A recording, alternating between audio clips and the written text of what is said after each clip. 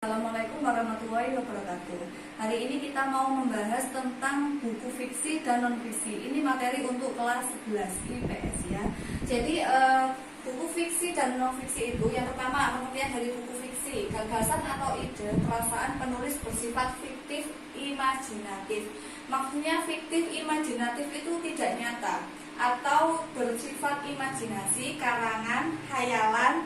Jadi tidak pada kenyataannya. Kemudian yang pengertian dari buku non-fiksi yaitu paparan ilmu pengetahuan baik secara teknis maupun secara populer. Jadi kalau di dalam non-fiksi itu bukunya itu tentang ilmu-ilmu pengetahuan. Jadi tidak hanya secara teknis maupun secara populer. Bisa ilmu pengetahuan secara umum yang masyarakat banyak mengenalnya ataupun yang tidak. Kemudian untuk sistematika buku fiksi. Yang pertama yaitu sampul atau cover atau halaman depan sebuah buku.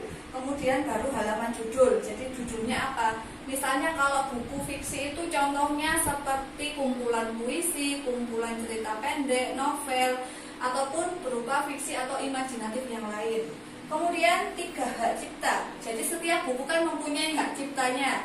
Diterbitkan siapa, di mana, oleh siapa, pada tanggal berapa, kemudian di situ kan pasti ada nomor-nomor tertentu yang sebagai hak cipta sebuah buku. Kemudian daftar isi. Daftar isi di sini berisi daftar-daftar setiap halaman. Misalnya kalau cerpen atau kumpulan cerpen, daftar isi halaman pertama itu cerpen 1 judulnya apa, halaman ke-10 cerpen 2 judulnya apa. Kemudian yang kelima, isi buku atau bab atau judul. Contohnya di dalam novel. Misalnya novelnya judulnya hanya 1 atau 2 kata, tapi di dalam cerpen, di dalam novelnya itu, kumpulan novel itu kan bab subbab. Jadi misalnya ada bab 1, bab 2, bab 3, itu pun mempunyai judulnya sendiri-sendiri. Kemudian yang keenam tentang penulis. Nah, di sini lebih ke biodata penulis atau pengalamannya, dia sekolah di mana, kenapa dia menulis novel tersebut. Misalnya kalau dia menulis novel. Jadi untuk sistematikanya di sini lebih ringkas, ada 6. Kemudian di dalam buku fiksi terutama cerpen, novel, puisi itu kan pasti mempunyai pesan atau amanat. Di sini ada cara mengungkapkan amanatnya. Yang pertama secara eksplisit. Eksplisit itu kalau kita kenal itu sebagai tersurat atau yang ada di dalam bacaan tersebut. Jadi secara nyata kita bisa tahu langsung ceritanya itu memberikan pesan apa ada di dalam tulisan. Kemudian yang implisit yaitu kebalikannya dari eksplisit, tidak ada di dalam bacaan. Misalnya kita setelah membaca beberapa halaman itu tidak ada pesan yang tertulis di bacaan tersebut, tetapi kita dapat memahami berarti di dalam bacaan tersebut. Misalnya kita hanya membaca beberapa halaman belum sampai selesai, kita pasti tahu oh pesannya kita harus berbuat jujur meskipun di dalam bacaan tersebut tidak ada kata-kata jujur. Kemudian setelah buku fiksi kita masuk ke buku non-fiksi. Sistematikanya yaitu yang pertama sama, pasti ada sampul karena setiap buku kan pasti ada covernya atau halaman depannya. Kemudian halaman judul. Buku non-fiksi seperti LKS kita ya, LKS buku pelajaran, buku paket ataupun isinya tentang ilmu-ilmu pengetahuan. Halaman judulnya misalnya Bahasa Indonesia kelas 11, nah itu kan judul dari buku paket. Kemudian hak ciptanya sama seperti buku fiksi tadi, diciptakan siapa, di mana, pasti ada nomor penciptaannya. Kemudian yang keempat, kata pengantar. Kata pengantar ini biasanya kita tujukan kepada Tuhan, kepada orang-orang yang telah mendukung kita saat membuat buku.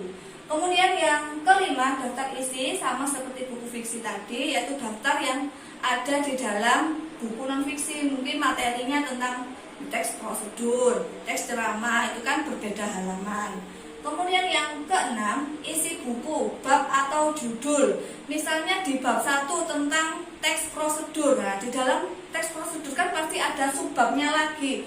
Pengertiannya misalnya, ciri-cirinya, contohnya, itu kan ada subbabnya dari bab 1 misalnya ya tadi.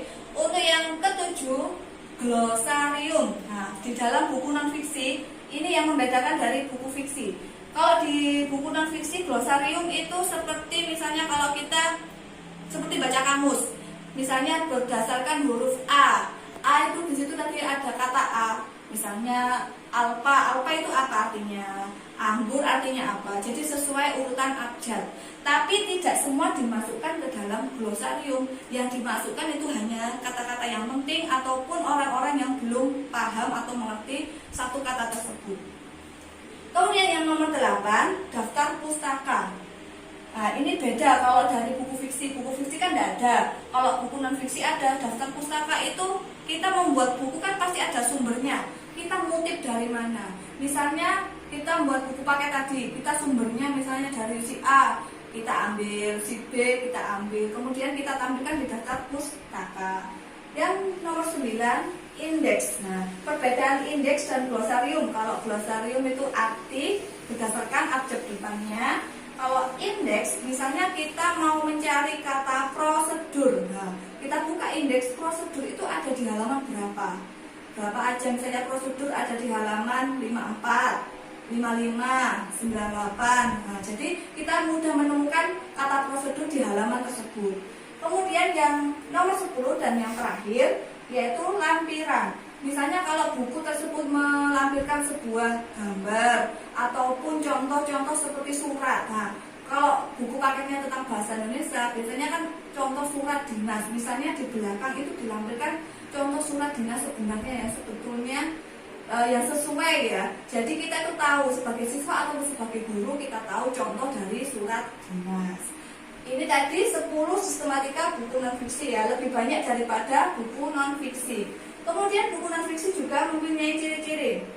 Buku non fiksi itu kan beda dengan fiksi. Kalau fiksi kan sifatnya imajinatif, karangan, khayalan. Sedangkan kalau non fiksi itu nyata, sesuai. Misalnya kalau IPA ya, kalau ada penerapan tentang sinar matahari ataupun praktek-praktek yang berhubungan dengan IPA, itu kan sesuai dengan kenyataan, bisa kita praktekkan secara langsung. Kemudian yang nomor 2, berlandaskan ilmu. Jadi tidak asal tulis, tidak asal karang, tidak asal buat buku, tapi ada ilmunya. Contohnya kalau bahasa Indonesia kan pasti ada ilmunya, ilmu kebahasaan, ilmu kesastraan. Nah, dari ilmu tersebut sebagai landasan kita membuat sebuah buku non fiksi. Yang terakhir, pengembangan berbagai pengetahuan di dalam bahasa Indonesia ya, misalnya buku paket bahasa Indonesia. Pengetahuannya kan tidak hanya bahasa sama sastra. Misalnya kita masukkan pengetahuan tentang alam, bisa kita masukkan ke dalam contoh sebuah cerpen, puisi. Jadi bisa pengetahuan yang lain kita masukkan ke dalam satu bidang pengetahuan saja. Jadi ini tadi materi buku fiksi dan non fiksi. Semoga apa yang saya sampaikan bermanfaat buat kalian dan dapat kalian pahami. Saya akhiri. Assalamualaikum warahmatullahi wabarakatuh.